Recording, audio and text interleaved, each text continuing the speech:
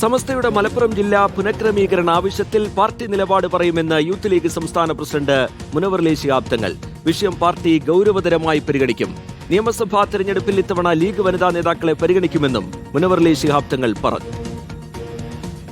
ഇതുമായി ബന്ധപ്പെട്ട ചർച്ചകൾ പാർട്ടി വളരെ ഗൗരവപൂർവ്വം എന്താണെന്നുള്ളതിൻ്റെ കാര്യം ഞങ്ങൾക്ക് അതിനായിട്ടുള്ള അഭിപ്രായം പറയുമ്പോൾ പാർട്ടിയോട് അതുമായി ആലോചിക്കണം.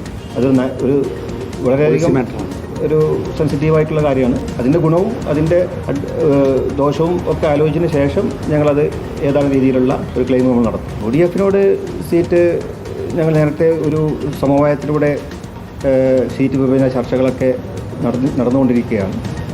അപ്പോൾ ഞങ്ങൾ കൂടുതൽ സീറ്റ് വാങ്ങി അങ്ങനെയുള്ള ഒരു ക്ലെയിം എന്ന നിലക്കല്ല ഞങ്ങൾ ഉദ്ദേശിച്ചത്. അപ്പോൾ UDF അധികാരത്തിൽ വരുന്നതിന് വേണ്ടി വിട്ടുവീഴ്ചയോട് കൂടി ഒരുപാട് മുന്നണികൾ നമ്മുടെ കൂടെ വരാൻ തയ്യാറായി വരുന്നവരുണ്ട്.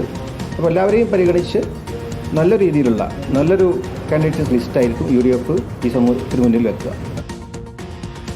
വിവരങ്ങളുമായി മുബഷീർ പി അക്ബർ മലപ്പുറത്ത് നിന്ന് ചേരുന്നുണ്ട്. മുബഷീർ, മലപ്പുറം ജില്ലാ പുനഃക്രമീകരണ ആവശ്യം അത് നേരത്തെയും പല കോണുകളിൽ നിന്ന് ഉയർന്നു വന്നിട്ടുള്ളതാണ്.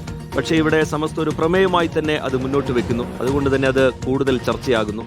എന്തായിരിക്കും ലീഗ് ഈ വിഷയത്തിൽ സ്വീകരിക്കാൻ പോകുന്ന നിലപാട് എന്നുള്ളത് ശ്രദ്ധേയമാണ്. എന്താണ് ലീഗിന്റെ മനസ്സിൽ, മുബഷീർ?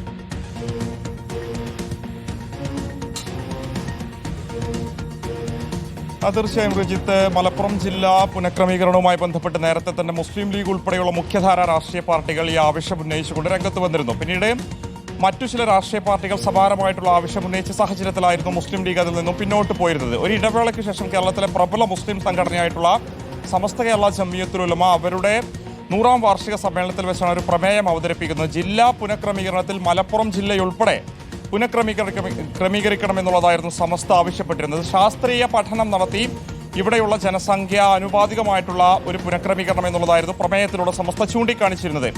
ഇക്കാര്യത്തിൽ കഴിഞ്ഞ ദിവസം മുസ്ലിം ലീഗിന്റെ ദേശീയ ജനറൽ സെക്രട്ടറി PK കുഞ്ഞാലിക്കുട്ടി ഒരു പ്രതികരണം നടത്തിയിരുന്നു. പാർട്ടി ഇക്കാര്യം പരിശോധിച്ച് നിലപാട് സ്വീകരിക്കുമെന്നുള്ളതായിരുന്നു പറഞ്ഞിരുന്നത്.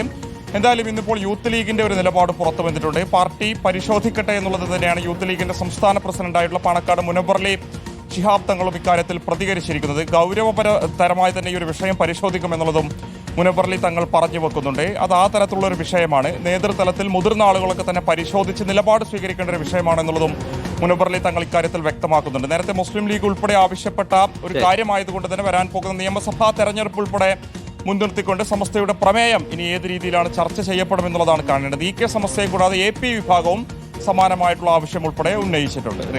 ശരി, ലീഗ് നിലപാട് വ്യക്തമാക്കുമെന്നാണ് മുനവർ ശിഹാബ് തങ്ങൾ പറയുന്നത്. മുബഷീർ പി അക്ബർ അതിന്റെ വിശദാംശങ്ങൾ പങ്കുവയ്ക്കുകയായിരുന്നു.